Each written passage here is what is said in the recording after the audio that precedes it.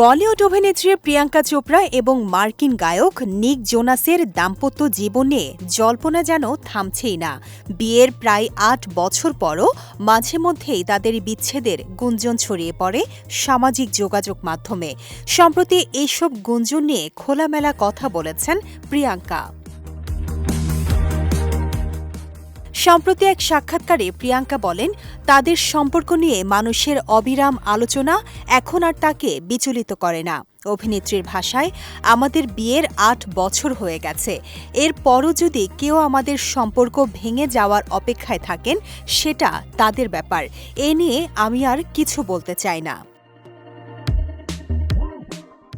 প্রিয়াঙ্কার মতে, তার চেয়ে ১০ বছরের ছোট নিক এবং দুজনের ভিন্ন সংস্কৃতি, দেশ ও ধর্মের কারণেই শুরু থেকেই অনেকের কৌতূহল ছিল।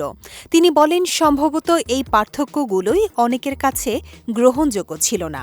তবে সময়ের সঙ্গে এসব সমালোচনাকে গুরুত্ব দেয়া বন্ধ করে দিয়েছেন তারা। অভিনেত্রী জানান, সম্পর্কের শুরুর দিকে ট্রোলিং ও নেতিবাচক মন্তব্য কষ্ট দিলেও তারা একে অপরের ওপর আস্থা রেখেছিলেন।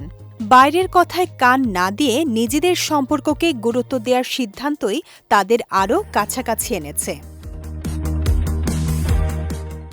সাক্ষাৎকারে প্রিয়াঙ্কা আরও জানান, পরিচয়ের মাত্র ৬ মাসের মধ্যেই নিককে বিয়ে করেছিলেন তিনি।